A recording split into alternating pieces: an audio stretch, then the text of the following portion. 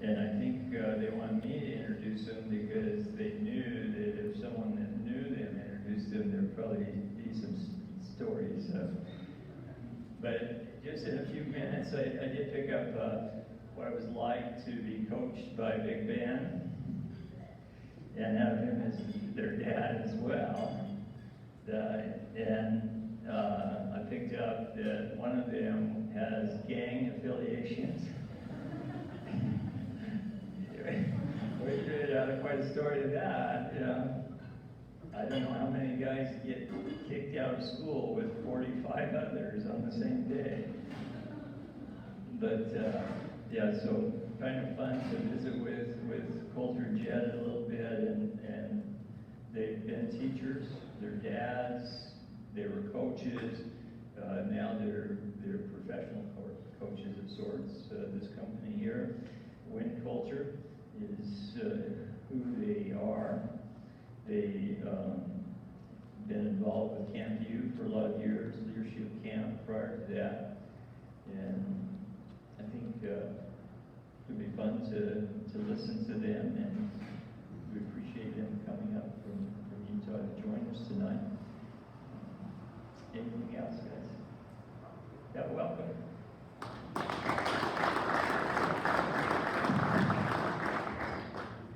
Yes, I did have some gang affiliations, and I did get suspended by Big Ben from high school. So I had the joy of being his quarterback, playing for him for 2 years, and then also my junior and senior we moved. He was my principal.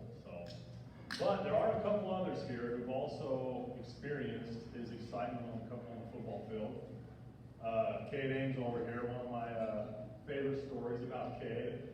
This dude was a baller on the football field. In his senior year, I think our closest game was the state championship, and I think he won by 20, 25 points.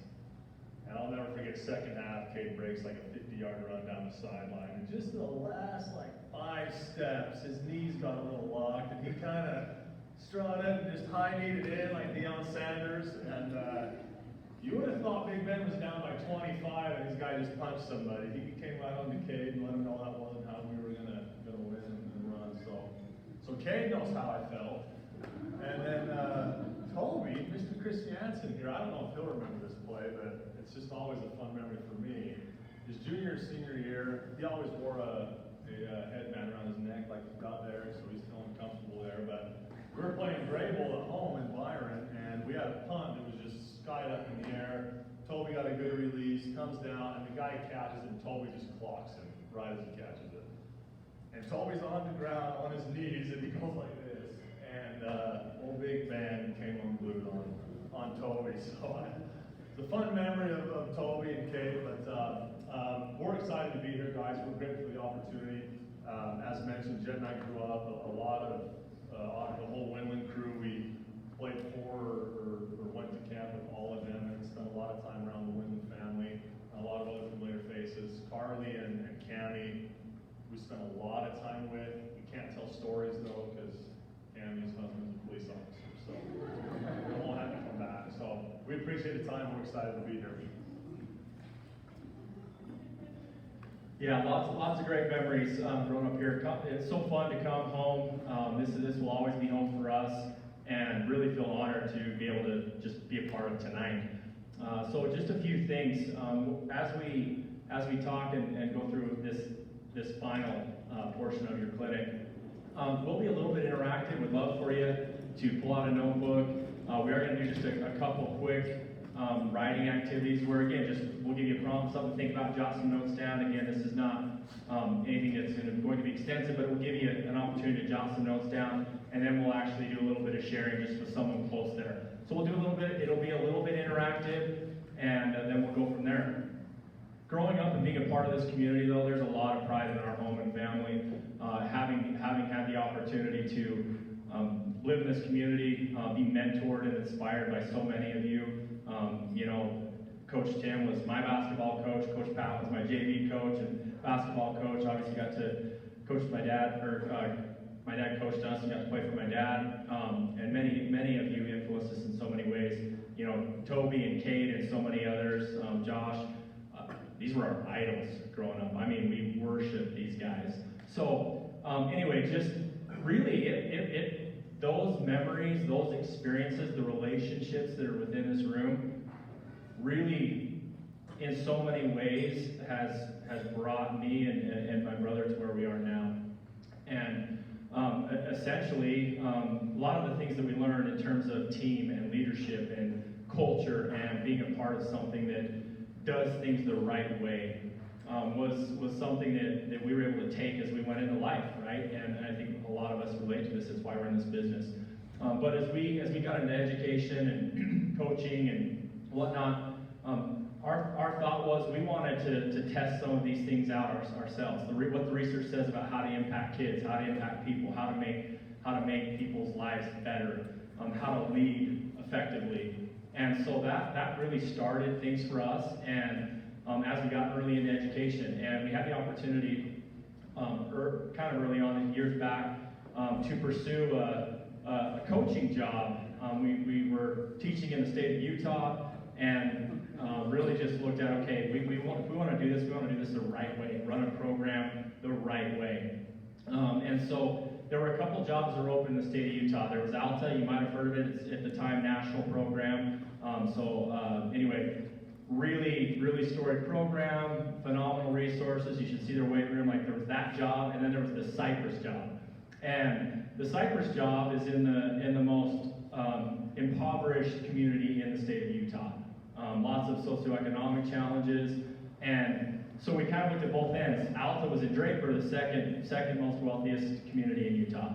So it was both ends, and it was really amazing because Cypress, we're going to show you our story here just to set the tone for what we talk about tonight. But it became very clear that we wanted to go to Cypress out on the west side in this really tough community and put these methods to test, right? The things that we experienced as players, the things that we watched as we were watching, the Cades and the Tobies win state titles, and watch what Coach Tim did with the basketball program. And again, so many of you were a part of this, and see for ourselves, like, we knew this, but does it really work? As the leader, as the coach. And so the idea was, if we can go to Cypress and win, then this stuff can work anywhere. And so I tell you that because that really sets the tone for what we're going to talk about. We're going to share our story with you of what happened out of Cypress. It is what launched our business and our organization, Win Culture Consulting. We work in the K-12 world, we work in corporate world, and we do management leadership, management consulting. So we sit with management teams and we help them improve bottom line, improve overall outcomes. And so it all kind of came from what we gained in our experiences here in this community, and then going out to Cypress and testing it out. So that's kind of the short. We'll talk a little bit about our process and how we did that. And hopefully there is something along the way that stands out to you that can help you with your program as you mentor and lead within your respective programs. So here is our story.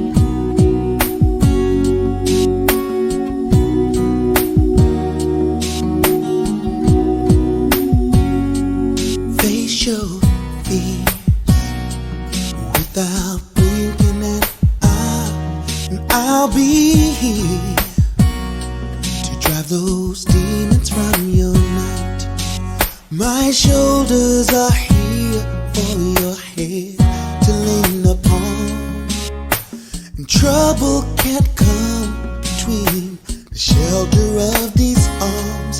Through the worst, through the best, even when the world's feeling heavy on your chest. Through the fire, through the flood, my love for you runs deeper, deeper than blood.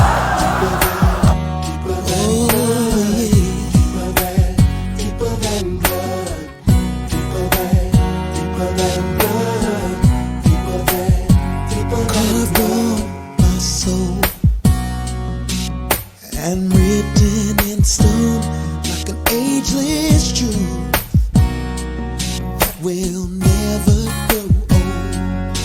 So cling to my side like silk against the wind.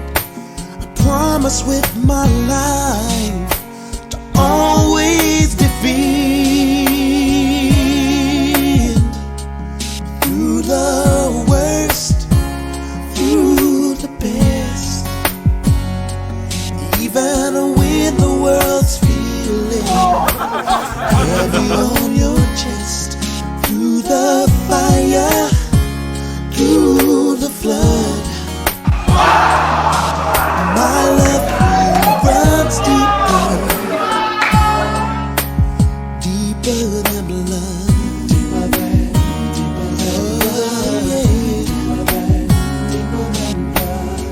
Etched on my heart, running through my veins. This truth will never change.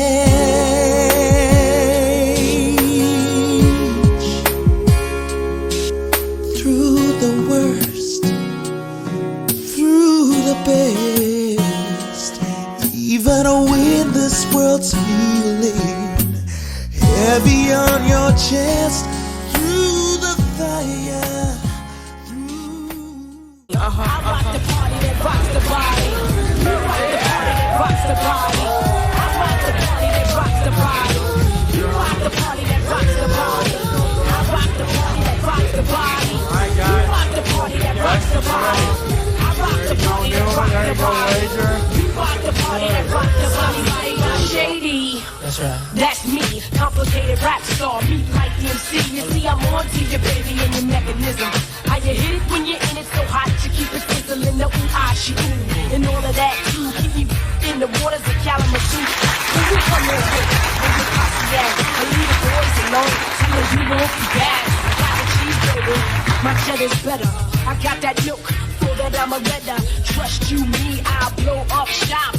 Had a little nigga calling the cops, watch.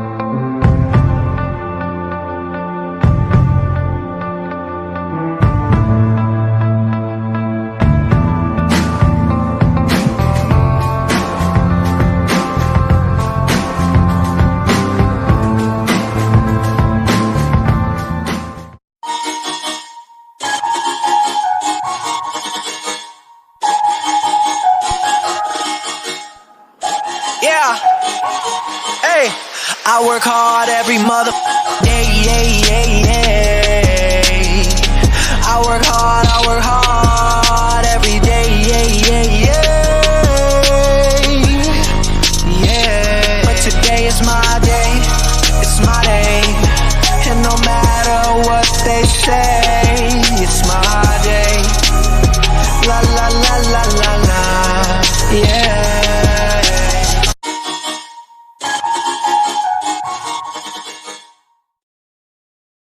And once we got teamwork, we got champions. Once we got champions, we got successful people. I love y'all. Let's go get this dub. Ready, let's do it, baby. Time to go. Showtime. Now, most of you have been playing this game for 10 years. You got 2 more quarters, and after that, most of you are going to play this game again as long as you live. I want you to take a moment, and I want you to look each other in the eyes. I want you to put each other in your hearts forever, because forever is about to happen here in just a few minutes. I got my fans in the stands, my team on my back, my family in my heart. I put my city on the map. See, I'm cool with my school, but I know I can do better. I checked the mail yesterday and not one college letter, not one college offer after all this hard work. I'd be telling you a lie if I said it didn't hurt. So how do I stay focused in this game called life? And do I have a 25 breaks, a couple of tackles, and look at him go! He could go all the way! Touchdown! Gain my focus cause it's game time. Give all, leave nothing. In the end I gotta choose. Clear eyes, full heart, I can't lose. Clear eyes, full heart, can't lose. Clear eyes, full heart, can't lose. Clear eyes, full heart, can't lose. This is how we do it.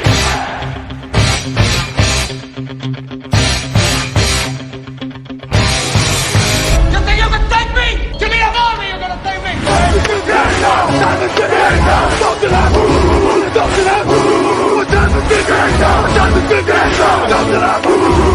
Over the middle, he's got an arm on him. That time it's picked off. Can you feel that thing that's moving like your doggone hands? That thing that's beating your doggone chest right now. Can you feel that?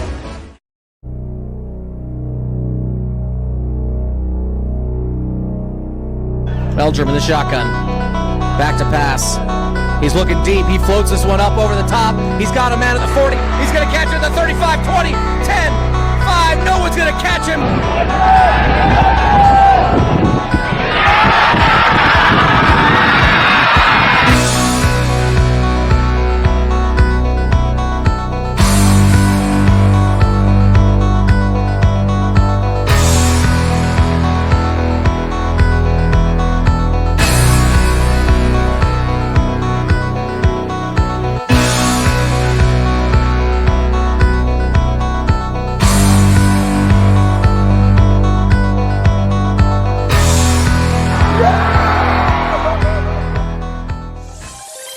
Do you feel the buzz?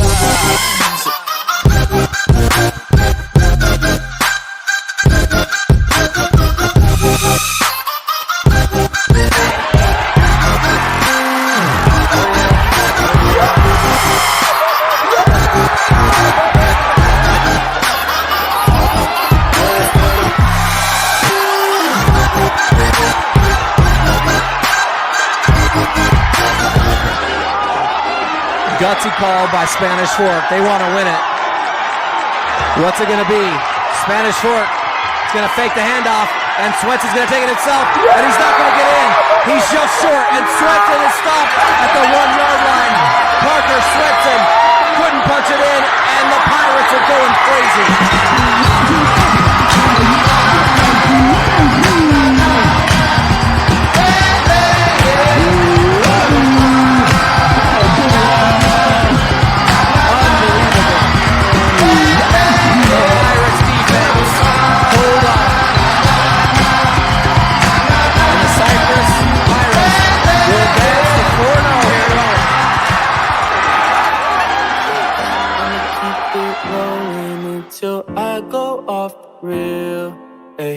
I'ma pour my heart out just to show you how I feel.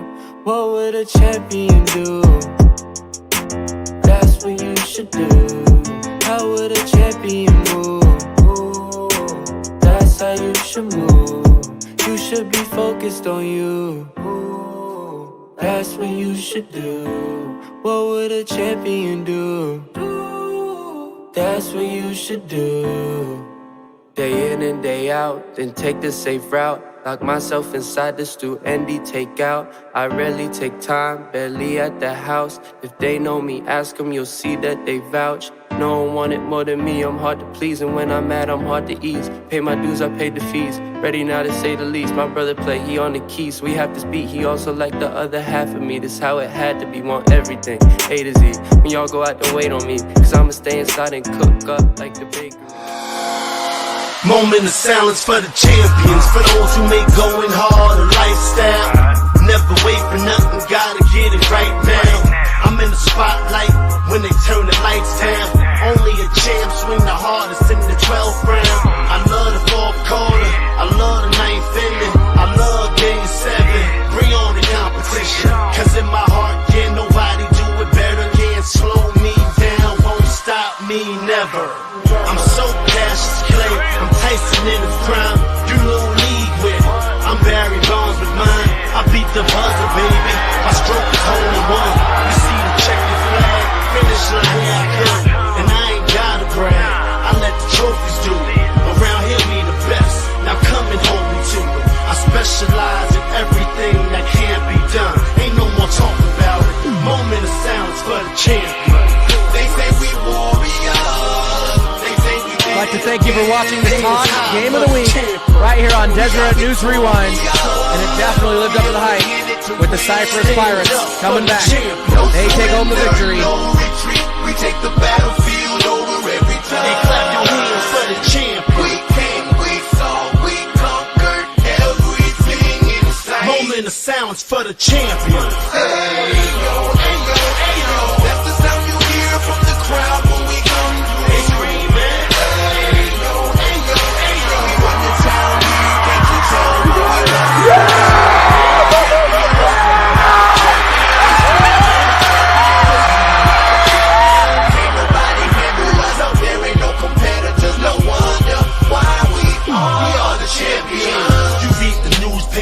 You saw the magazines, you got the internet, but you ain't gotta Google me.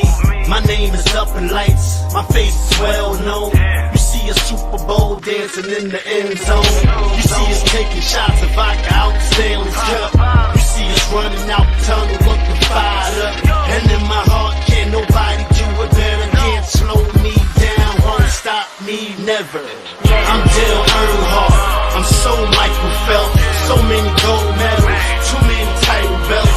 I started all state and came up from that. Now I'm a world champ and repping everywhere. Call me incredible, work ethic impeccable.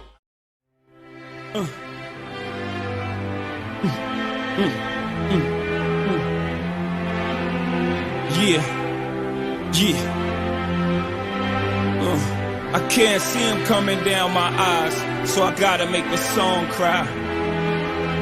I can't see him coming down my eyes, so I gotta make the song cry. And this is how it feels. As we go on, we remember all the times we had together. And as our lives change from whatever, we will still be friends forever. As we go on, we remember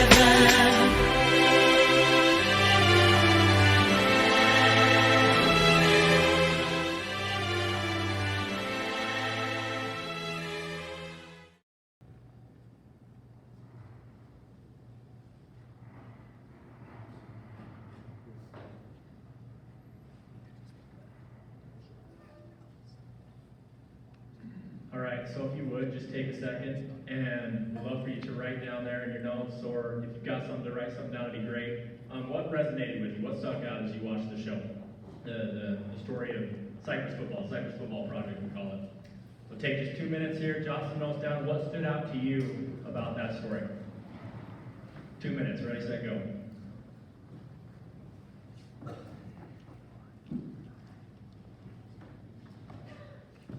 Feel free to do it on your phone. If you don't have something to write on, pull up your notes, that'd be great.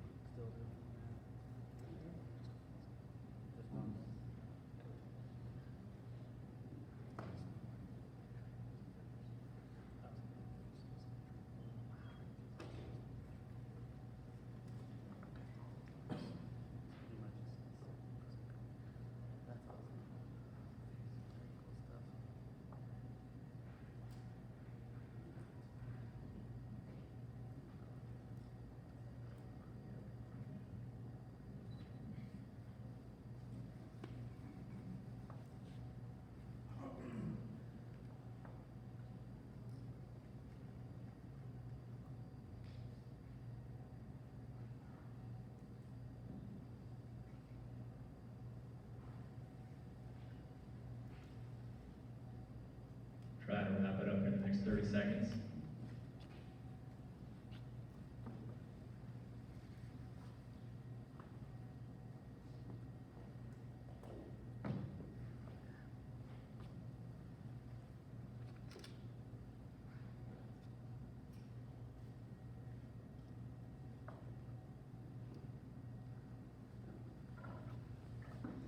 All right, so if you would, in referring to your notes there, I'd love for you, we've got kind of set up really nicely, just someone across the table there, just share one thing that stood out to you, just someone there close. So little breakout, discuss with our neighbor here, just take 30 seconds or so, give everyone a shot, just what stood out? Ready, set, go. Turn to your neighbor, what stood out?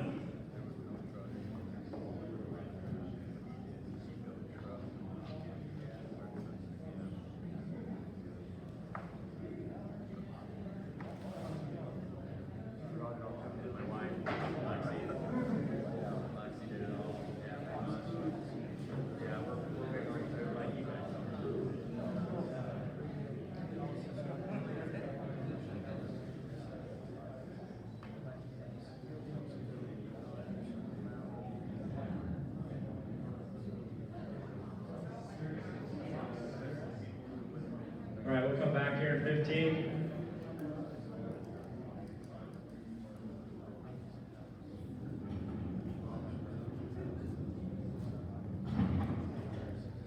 Yeah, Coach Pat asked, hey, who did all the cooking?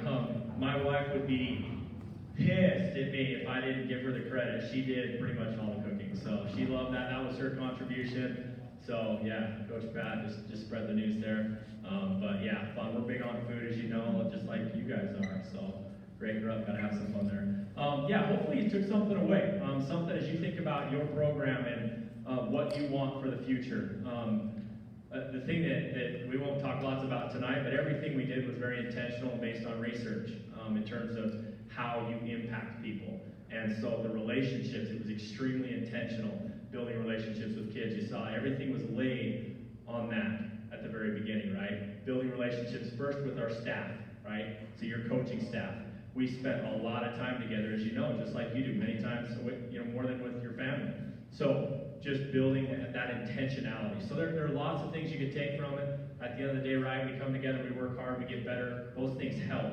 But hopefully something stood out as you watched and kind of got to know a little bit about our story. So we'll do another quick, just right here.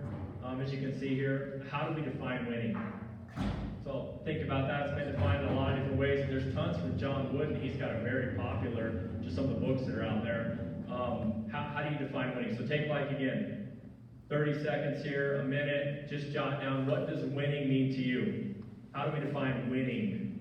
Okay, so take a minute here, ready, set, go. Writing down some notes. How do we define winning?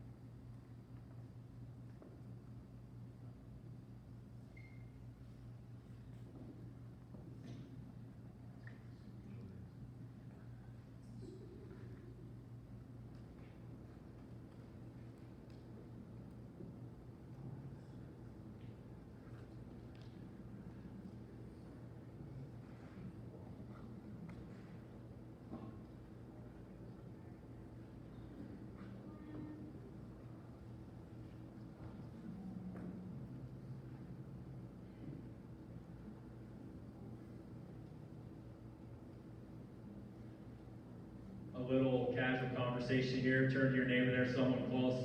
Share it. What do you think? How do we define winning? What did you put down here? What do you think? How do we define winning?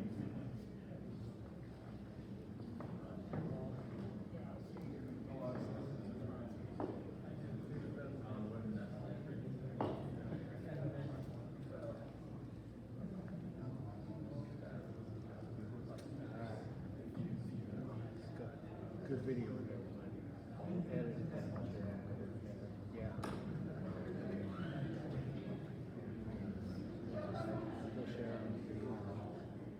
I'll just put those 4 videos on YouTube.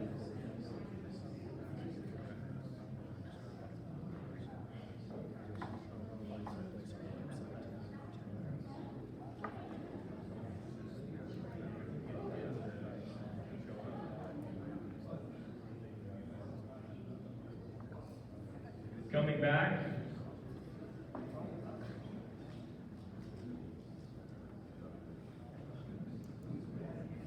Lots of definitions out there. This is the way that we define it. And again, there are lots of ways you can do this, but for us, we wanted to be concise. We wanted to be to the point. This supports what a lot of experts say, maximize potential. That's winning, right? Not necessarily the scoreboard, but essentially whatever potential you have or capacity you have, that you meet or exceed it. That's success. That's winning. So that's how we talk about winning, and it fits into this process that we talk through. So hopefully, again, this is something that maybe adds to or extends your thoughts on winning. But I think a lot of us already see it this way. The conversation over here was very much on this. Again, John Wooden. This is what John Wooden says, who did as much winning as any coach ever. So as we shift a little bit, this book, love seeing this book. One of the books that you could pick from. You're lucky if you picked it. Above the Line, Urban Meyer. This is out of that book. Every organization has a culture, either by design or by default, and I think it's so true, right? Culture is there. Do we create it, or is it just default? Like, it is the culture that it is because of it's what happened to us. So design or default. And I think that's a great way to think about your program that you run or that you are a mentor or a leader within. Is your culture, your program's culture, is it by design or is it by default? So when we define culture, we're actually not going to write about this, but I just want you to think about how do we define culture? What is culture? We'll actually get to, again, how we talk about it in the terms of organizational culture. As you can see here, a system of shared beliefs, feelings, and behaviors that govern organizational outcomes. It's a couple components when we talk about culture. Shared, right? Shared. So that means everybody is experiencing the culture, right? Shared. That's a key component, I think. The values, feelings, but probably most importantly, behavior, right? The behavior obviously is the byproduct of the values and feelings within. But ultimately, it is the behavior, it is the performance, it's what comes out, right? In outcomes. So if we're talking about how your team performs in a game, how your team acts in a restaurant after a game, it's what drives the behaviors, but again, the key component, shared. So we talk about win culture. That's the name of our organization. What we try to do is essentially create a concept that helps programs, whether it's in K-12, we're talking about high school competitive athletics, whether it's in the corporate world. What do we do to create this culture that just breeds success, that just perennially seems to win, and win, right? And so that's our mission, that's our focus, that's what we do with organizations. And again, hopefully some of the things that we talk about tonight help with that process as you look to enhance the winning culture that's within your program. So the win culture model, which we'll talk about, we'll get started here, and it ultimately has to start with this idea and this understanding that culture governs outcomes. The culture is what determines how people feel, what they value, and what they ultimately, how they behave or how they perform. So culture governs outcomes. This is heavily researched. This is a fact based on what experts say, right? Studies after studies.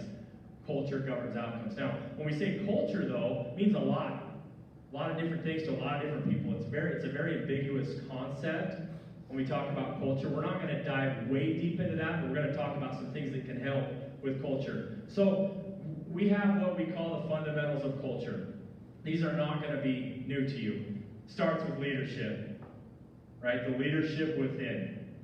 If you want to impact culture, it comes down to how leaders lead. That obviously impacts the climate, right? The feeling. You look at our logo, right? We did this intentionally. You can see that it's got the sun and it's got the snowflake that's there. It's all about the feeling that you create within your organization. How do people feel, right? We've all heard the famous quote, right? Well, people don't remember what you said, but they will remember how you make them feel, right? This is the climate that you create. Leadership has a lot to do with that. Precedes it. Teams, how do we collaborate? How do we work together? What do we do to make each other better? How do we create synergy within our respective team or teams, across teams? Right here in a district, right? There are teams, across teams. How are we collaborating tonight, right? As we share our thoughts. Something to think about, so teams. And then data, this is one we talk lots about in the classroom. As an educator, it's alive in every industry, data. And probably less obvious when we talk about climate and culture, but it's a big component. Again, we're not going to dive deep into that, but these are what we call the fundamentals of culture and creating culture. And if we can be strong in these areas, we can create the right culture that's going to produce winning, produce success, ultimately maximize the potential of our group. So, we'll get to people. All right, guys, in your notebook real quick, I want you to think about this right here. It's a concept that ties heavily with leadership and culture and what we're talking about. What does human capital mean to you? Take a second right now, 30 seconds. What does human capital mean to you?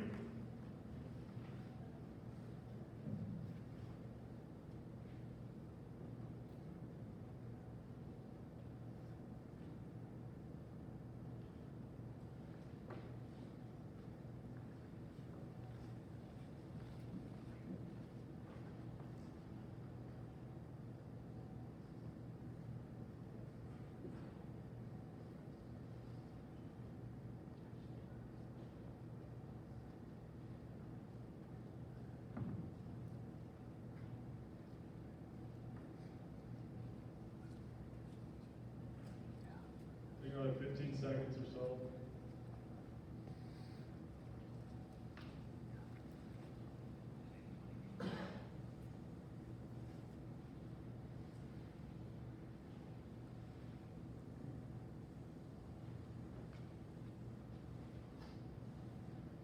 Go ahead and share with the neighbor real quick. What are some of the thoughts you had that human capital means to you?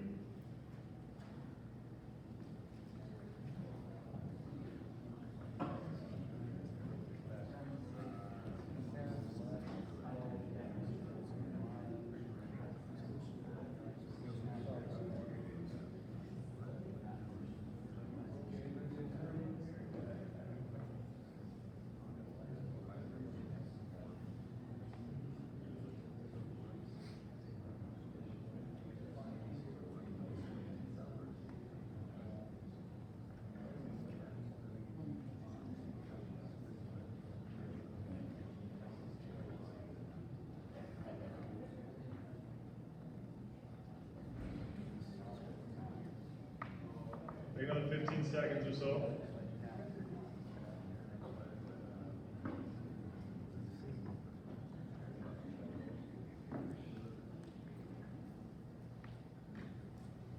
Okay, on that one, I think I saw some groups that were like, okay, yeah, we got a good idea. I think others were like, so what's the almost done? To us, when we talk human capital, people are the greatest asset. As Jen mentioned, we work with leadership organizations, leadership teams. You can talk about, in the athletic world, hey, great facilities, weight room, trainer's table, Cami Yates, all those things, important, great part of success. But people are the greatest asset. And that's where our focus in leadership comes from. Now when we talk about people, okay, human needs precede performance. I want to talk about this right here. Who recognizes this right here? Who's brave enough to give us a brief summary of what this pyramid says? Anybody? Okay, right here. We'll go ahead and close the mic here. I will need it, I guarantee you. Okay, all right. Sorry, I have one talent it's talking about. Kids will not care what you're teaching, what you provide them, if their basic needs aren't met. If they don't know where they're sleeping that night, they don't care what language you're teaching them, what math you're teaching them, and down that. Until their basic needs are met, don't even try to teach them math because they're concerned on what they're eating, if they're eating, if mom's going to beat up dad. That's all they care about. We all agree with that? Yeah, hit it right on the head, right? Those basic needs have got to be met before they're going to be able to do what you want them to do. How do we define winning? Winning is what? Maximize potential.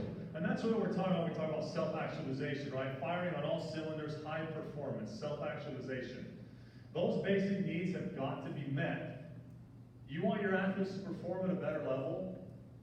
Check in with them on how they're doing at home. Have a feel for where they're at personally. And believe it or not, going back to what our greatest athlete or greatest asset are, and it's people, this pyramid is huge.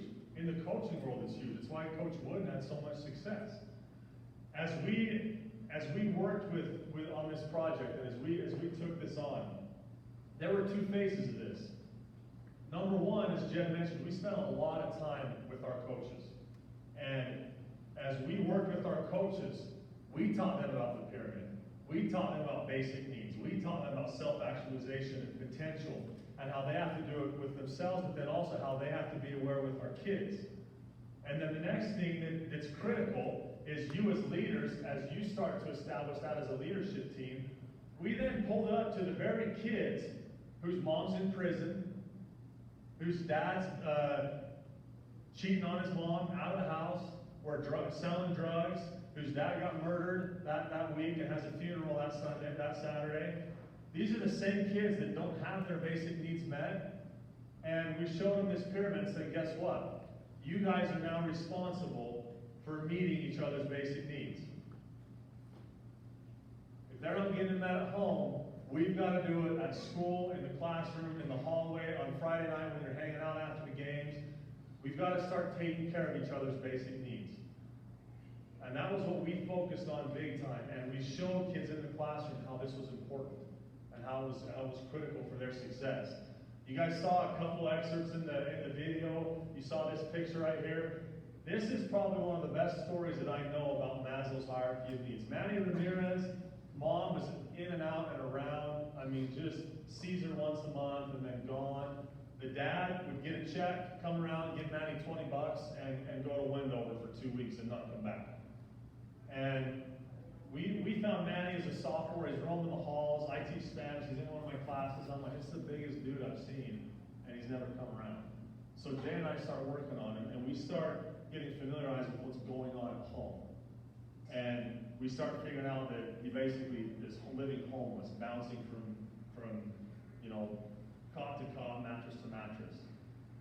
In this extreme situation, Jay and his wife actually opened up their home, had him staying with them. And Manny lived with Jen and Lex, his wife. And this kid right here is one of the most happy people you will ever find. And when you talk about getting your kids to understand their role in meeting other kids' needs, Manny would start inviting friends over, like unbeknownst to Jen and Lex. We got a fun picture of that later that I'll refer back to. Started like finding kids in the hallway, taking them to class, bringing them up to us. Hey, coach, this kid needs to play football. Like he doesn't have a home either. We can't have everybody live with us, all right? But Manny took that ownership of that, and the cool thing is we got to see that in his own life. Well, Manny, as a senior, had the opportunity to choose between like 5 different scholarship offers at the junior college level, and was able to accept a scholarship where he had pretty much a full ride at the junior college level, which in football doesn't even exist. And that was because his basic needs were met, and he came on the football field and was a monster. And helped that he was 6'4" and 280 pounds. Okay, trust or rust. This is a relationship term that we use a lot. Relational trust is what we're referring to here. Urban Meyer, who we've referenced to a couple times here, he's had success everywhere. And I know there's football stuff here. Coach Meyer's been to Bowling Green, Utah, Florida, Ohio State. We'll see what happens in Jacksonville now. But everywhere he's gone, success. And a reporter asked him, like, what is it? What do you do? Like, what are you serving that no one else is? And this is one of our favorite things that honestly was a huge foundation to our project. There's no magic bullet, no special recipe, it's not a secret. You find the answer in 2 words: time and relationships. So when we talk about culture, we talk about how humans are our greatest capital. Time and relationships is how that's established and how that happens. We've got a few cool pictures that help show, again, just the time and showing that the kids and their relationships. But you see in here, we've got coaches that are here with them, spending time with them. This is in Coach Jay's house. Like he said, his wife cooked a big old thing of baked beans. We smoked like 12 racks of ribs and 2 pork shoulders, and just spent time with the kids and put effort into it. Every year in fall camp, we get a night and get them into the pool and let them you guys saw us throwing a dude off the board up like 10 feet, 15 feet in the air, spending time with them, okay? Again, set up meals. And I can't tell you the amount of calories that were consumed by these kids. And again, you want to talk about Maslow's hierarchy of needs. Jay and I have cooked for a lot of people. And Marissa here attended our leadership camp. And every student who comes to that, engorges himself for 2 days on food and snacks and treats. Our first one we did at Cypress, we cooked a ton of food, it was gone. These kids just scarfed it. Because that need at home most of the time wasn't being met. And so as we found that, I can't begin to say the hours that his wife put in on just cooking and spending time in preparing meals for that. Our kids, we found out that they go to Buffalo Wild Wings a lot after games, so we were just like coaching staff, just said, hey, instead of going to grub at Coach Jay's after the game this week, let's go and spend some time over here and spending some time with our team. We did as a coaching staff, but then we also tried to get all other people involved in our program, and the same thing, time and relationships, spend with them. This is one I was referring to. One night, Manny, I remember him coming over to Coach Jay and saying, hey, is it cool if I have a couple friends over? And I get videos and text message from Jed. This is what a couple friends looks like to Manny Ramirez. I mean, here you got your shoulder tattoo, rough home life, just there, just having a great time, just hanging out. You've got the big yard here, they're playing football, playing catch, they're on the tramp here, they're probably just knocking this kid out, who knows. But just time and relationships. It was an open home, open door policy. And the kids had a lot of time that we were able to invest in taking care of those physiological and psychological needs. To help our kids, we knew that this right here was going to lead to winning games on Friday night, and was going to lead to these kids having a chance to pursue their dreams. The acronym that we always used and that we really stressed as a management team, as a coaching staff, was rep relationships. We wanted our relationships with kids, amongst coaches, amongst school members, amongst staff members, amongst community members, to be responsible, empathic, and positive. It's one of my favorite acronyms when I think about how I want to treat people and how I want to be treated, how I want to establish my relationship with people. And so this is all part of that time in relationships. So number 3, now we go from human and meeting their basic needs and how that's our greatest asset. The next thing in our model is mindset. And I think this term, in conversations with Big Ben and Coach Tim, Growth mindset is something that's talked about a lot and focused on. Growth mindset enables potential. And again, we want to win, we want to maximize potential. Raise your hand if you're familiar with the term growth mindset. Raise your hand if you feel comfortable. I'm not going to, but raise your hand if you could explain what a growth mindset is. I won't call on you, I promise. A lot less. A lot less there. Okay? Who is brave then? A lot less. Let's take it a second. Who could give a brief summary between fixed mindset and growth mindset? I'll help you, I promise. Right here? Fixed mindset, it's one way, man. No gray area, no black and white, one line, yes or no. Growth mindset, you can go this way, you can go that way, you can get, you can listen to people, not listen to people, but it moves. Okay, it moves. The other one's one way, yes or no. The other one, there's movement. I like it, good. Okay, what else do you want to add to that? Build, not born.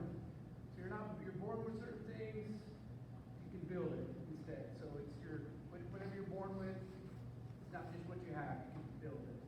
Absolutely. So we take those two. This one, yes or no. The other one, you can grow and move and develop. Built, not born. Okay. Fixed mindset. Yeah, I'm not good with people. I'm not great at communicating. I don't know how many times I hear people say, yeah, I'm just not a great communicator. Clearly, it's important to you, right? Okay. But fixed mindset, you either have it or you don't. You're good at something or you're not. Okay. If we're great at something, we do it a lot. If we're not, we avoid it. We just kind of, all right, head the other way. Growth mindset is, I believe, my most basic characteristics can be developed and improved. No matter what it is, if I'm not a great communicator, I believe I can improve on that. If I'm not a great X's and O's coach, I believe I can improve on that. If I'm not great at taking time to talk with my kids, I can improve on that and be better. And that's what it comes down to with growth mindset.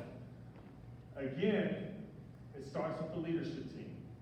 So we took our coaches every single year. We would tell them, listen, take 3 days, tell your wives and your kids you're going to be gone. We're going to a coaches retreat.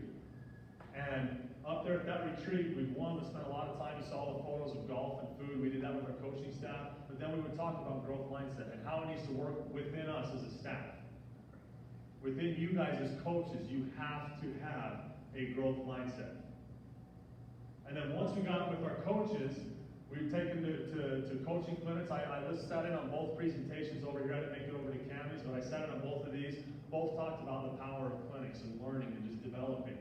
Okay? We did the same thing. We took our whole staff, not just the offensive coordinator, the defensive coordinator. We paid to have our JV offensive coach there, our position coach, to make sure that he was there and was able to grow and develop. Well, after we did it, we turned around and taught our team about it. And we challenged them and said, it's not okay for you to say, Coach, I can't play cover 2. You have to. You've got to learn, you've got to improve, you've got to develop and have that growth mindset. So we then went with our students and our kids and installed that growth mindset with them. We gave them opportunities to teach each other about it and to have breakout sessions and discuss these things. And then one of the final things with that growth mindset is solicit and apply feedback. Starting with you guys as coaches and us as a leadership team. There's no one in my life outside of my wife that has criticized me more and pointed me in the right direction than that guy right there. All the time. And I'm pretty sure he'd say the same about me. Establish that within your staff. Solicit and look for feedback and accept it and apply it. And then allow that culture to seep into your athletes. To where now, instead of hearing, oh, coach is right, he must hate me, he's going to go, wow, coach is going to help me improve from my triple threat position, my drive to the left. Triple threat, coach, you remember that? Learned that from Coach Sin back there 27 years ago when I ran like a duck little platypus. All right, we're about there. I know want to be sensitive to your time. So just one thing on this, you create that environment. So that typically starts at the top, right? So for me, when I was at the end of the year conducting exit interviews, I had thorough questions asking my staff how they can critique me as a head coach. Where did I miss on this? What was I clear on expectations? Did I give you feedback often? How was the feedback delivered? Just really gave my staff an opportunity to say, hey, you can get better here. And you start there. And when you do that as the leader, as the head coach, it's unbelievable how your staff starts to open up.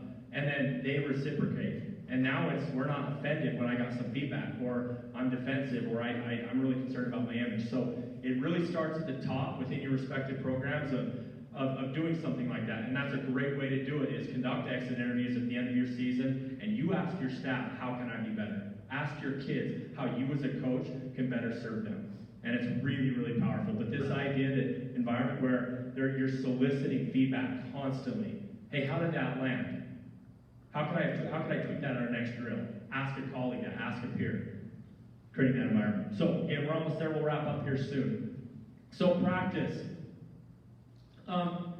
Probably many of us have heard the term, right, of 10,000 hours, right? It takes 10 years, 10,000 hours to become an expert. You know, we might be here that Eric said he's a really popular expert in this field, but to become an expert at anything, essentially, it's through just deliberate practice. So this is a little bit different than just if you work hard, you're successful.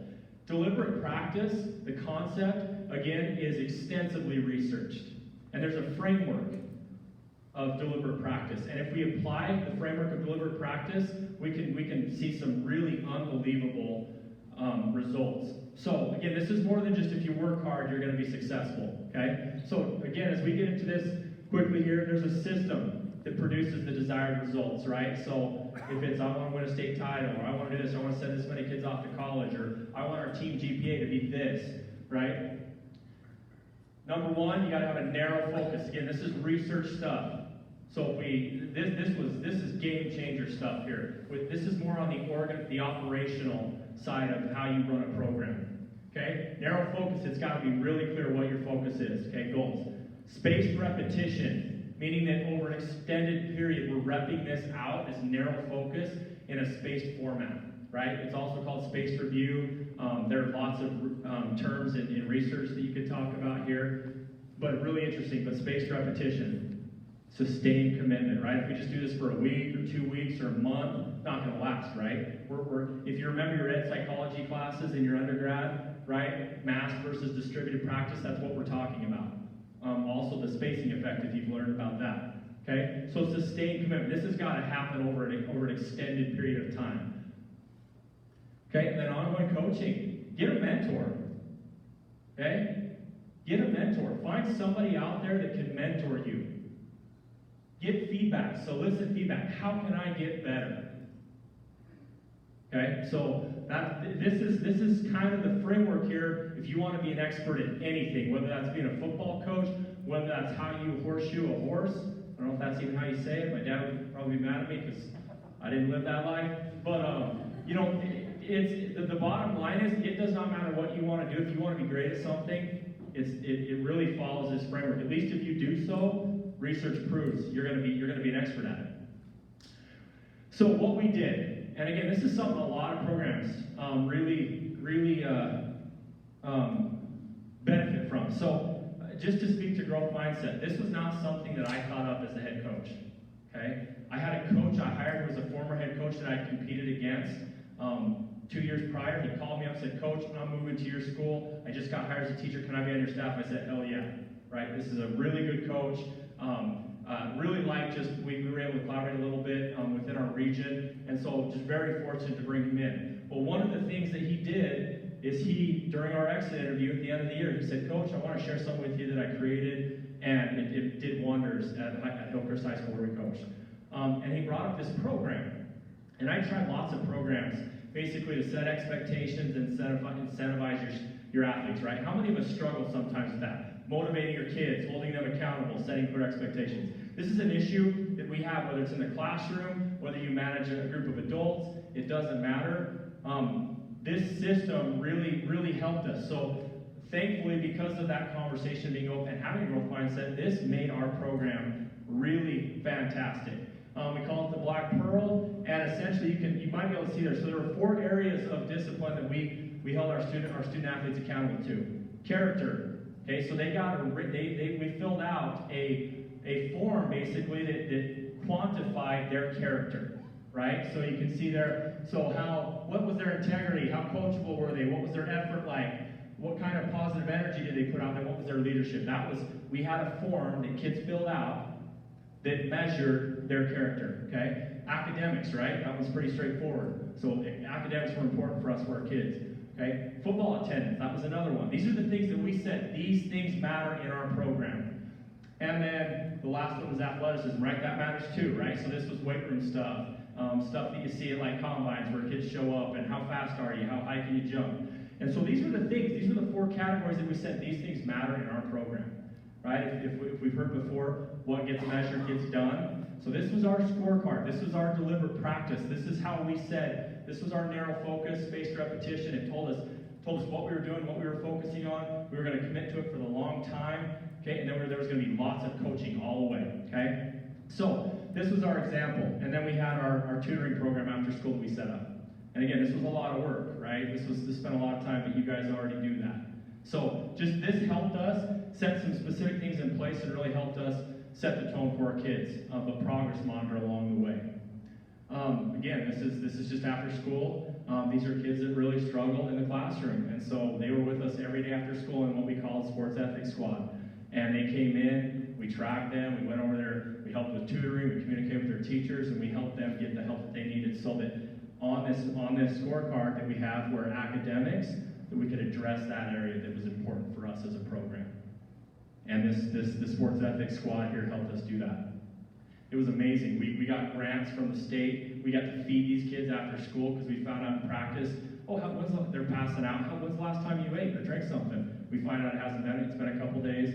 So we were able to get funding, and so it's really cool because this sports ethics squad, they came, they learned, we fed them, and it became a really cool thing. But what happened is the academic side of what we focused on, it grew. Got really, really good. We got to our team GPA was a 3.2. It's unbelievable. And again, we're almost there. Deliberate practice, we lifted every morning at 6 a.m. year-round. And it was just what we decided we had to do to make up the ground. There was not an athlete among our team when we showed up, not one. So for us, we decided, hey, we were going to do this. These were just the little things we were going to do to make sure that we got where we wanted to be. Okay. So one thing with this program, it was so cool. Their banners get to hang in the weight room, has their year on it. The kids that met all that criteria, which was really hard to get, they got the cutoff shirt that they wore on our pregame nights for practice, which was cool. They got their banner to hang in the weight room for the rest of the school's history, so that when they come back, hey, I hope I can be like Nasu one day. The incentivizing of student, of athletes, it stopped. We had kids jumping at this program. It was unbelievable. So really, really cool. And this really helped us. Just helped us measure what we value. This is homecoming night. One of the cool things, one of the incentives of being a Black Pearl recipient is on homecoming night, which was a big deal for Cypress, we were going to recognize you at halftime. These were our Black Pearl recipients in 2018. And they worked really, really hard to get there. All right, winning. This is the last thing. Again, we talked about it, maximize potential. I just want to share a couple quick thoughts before we leave you. So you saw the weight room. We worked, right? We worked really hard. 6 a.m. every morning, picking up kids. It was a constant fight early. But, it's just like with anything, you get going, kids get bought in. It was unbelievable what this turned into. Again, when I was in the spring and took the head job, I was contacted by the assistant principal that said, we have dissolved the football class because they're fighting too much with each other. And so it was unbelievable to see the transition from number one saying, hey, we're doing this at 6 a.m. That was like, what? And to where we would have 70 to 80 kids every single morning lifting with us, and I had my entire staff there. So we could coach these kids up, but they didn't know how to lift. They didn't know how to do anything. So again, this for us was maximizing potential, right? Everybody could show up, everybody could work, everybody could get better. And so this was a big part of us saying, hey, this is where you can get, and we're going to work toward it. And so for us, this was a massive, massive win. This is probably one of the coolest things over the course of our experience. This is going into our final year as a coach, 2018. This is at Brigham Young University. At these camps in the summer, they have what's called a lineman challenge, and essentially it's where all the big guys they get to go and compete one-on-one with each other, okay? Now, year in, year out, teams that you probably have heard of, like Lone Peak, East, Alta, Harriman, these Bingham, right? Bingham was #1 in the country when we played them. #1 in the country, Bingham. So, we were competing against these guys, and we won. It was unbelievable, and it was a culmination of years in the weight room. These kids had lifted with us for 5 years, 4.5 years, coming into high school every morning, and that group, they grew to where, I mean, I think 5 of those kids squatted over 500 pounds. And when we first started there, we had one kid who was a safety that could squat over 400 pounds.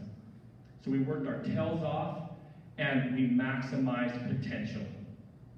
Okay? And it showed, it translated. We have that belt that is just, again, so valuable to me because these kids came in and they worked and they achieved at a level that no one ever thought they could. I had people call me up, you guys won the Wyoming Challenge? We beat Lone Peak. It was the most, you should, like, watching the Lone Peak coach just go nuts over Cypress, it was just, for me, it really was huge. So it was, for us, it was a big win to maximize our potential. And then this one just, I think, embodies the experience. 4,000 fans, I mean, it just doesn't happen. We're not in Texas. And this was homecoming night. I mean, it was just an unbelievable experience, and this became the regular that final season, the 2018 season, where we won 82% of our games.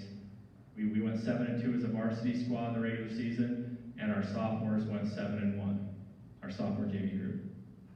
It was just a really, really cool experience. So, again, I think that the bottom line here is not for us to say, hey, look how great we are. There were a lot of things we did wrong. There were a lot of things that we had to learn. But the bottom line is, we focused in the right areas, and I can't say that we maybe even met or exceeded our potential totally, because I think we didn't win a state title, guys. Did not win a state title. We didn't even win our region because we had a really good team that ended up getting us. But we became really, really dang close to maximizing our potential. And it was an unbelievable experience to be a part of. And it all came down to how we built relationships with one another, the culture that we created, and we talked about the things that can do it. And again, it goes back to the research. We have to understand, so in recap as we finish, we have to understand culture governs outcomes. If we can't come to grips with that, we're going to have a hard time fighting the same fight with very little change. So culture governs outcomes. So how do we create that culture, right? Well, it's people are your greatest assets. It's not how fast your kids are. It's not how big and strong. That weight room is awesome, but the reason those kids ran through a wall for us was because of the trust that we had developed with those kids. So people are your greatest asset. You know, trust or rust, right? Meet their needs. We talked about the needs. The big one that's missing, right? This is not a high poverty area. Okay, but what area on that hierarchy maybe do we miss a little bit? Well, I would argue that a lot of times being in the classroom and having to struggle myself, what kind of sense of belonging are you creating for your kids? And your staff, like it starts with your staff. As a head coach, how are you creating a sense of belonging among your staff so that they can have a high self-esteem and self-actualize and meet their potential, right? So it starts with your staff meeting those needs, right? And then from there, growth mindset. Again, you can have all things, but if you don't have a growth mindset, you're not going to get better. It just won't happen. So we have to talk about it. We have to push each other. As the leader, you set the tone for how you want to get better.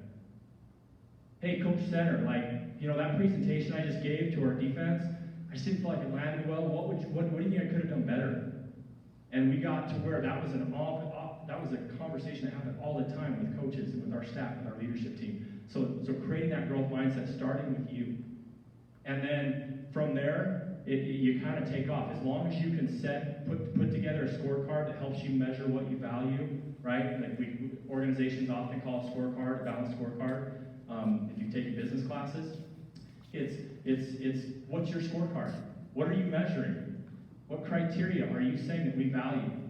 For us, our kids all knew character was number one, then academics, then participation, that you showed up, and lastly, that you became a pretty good football player. Okay, so for us, those are the things that we valued. We measured it all the time, so our kids got really good at those things. So you look at that, and then ultimately, when you've done that and you've got that framework in place, you win. It's a byproduct. The one thing I remember 2 years in, I was at the lowest point I'd ever been in professionally, because I had given my blood, sweat, and tears at the cost of my family to make a difference in this community, and it wasn't happening like we wanted. And thankfully, my staff picked me up. I was vulnerable with them and said that's where I was at. They picked me up. We stayed the course, and it was unbelievable to see the experiences that came after. So, again, I have so much love and respect for this community, what you're doing, this endeavor of making a difference in kids' lives. We have, you know, to go back to Matt Davidson and what he talked about, where kids are going to be down the road. That is my most valuable takeaway from this experience. These kids are in me and my family's lives, and they will be forever. We have reunions with these kids. We've got a Facebook group where we just shoot the ball and talk with all the kids that play for us. And it's an ongoing relationship with these kids, tracking and seeing how they're doing. And to me, there's very little that makes me more happy or feel more fulfilled than that experience of seeing where these kids are going as they're now sharing, hey coach, I'm getting married, hey coach, I'm pursuing this degree, hey coach, this and that. So anyway, hopefully share something tonight that's helpful for you. Thanks for having us. It was an awesome night. This is a phenomenal place to be. If you don't know that, I work with educators all over the country. I talk to superintendents and principals all the time, and I can tell you with a surety, they do not have what you have here in the leaders that you have and the willingness that they have to invest in people. Thank you.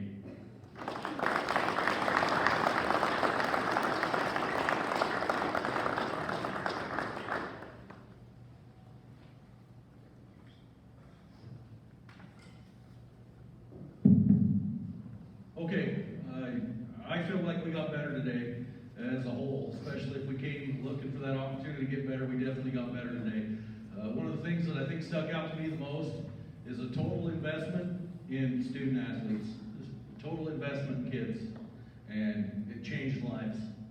So as you think about your coaching responsibility, that should be the first thing we're thinking about all the time. How am I going to change these kids' lives? So if we go into it with that, it's always going to be a success. I appreciate your time. I know we took some of your time on Friday evening. I appreciate the investment that you're putting into your programs and for carving out that time to come and get better. So, Tim, is there anything else? If I could get help putting the table and chairs away, put my garbage over here if you would. These are bones. Everybody wants to take some bones home, dodge or knock yourself. And potatoes. Survey. Oh, yes. So the survey, so there's a survey that's been sent to you. You need to fill that out sometime in the next day or two so that we can get feedback. And just one more time, I want to tell Colt Jed, thank you for coming. You're very proud of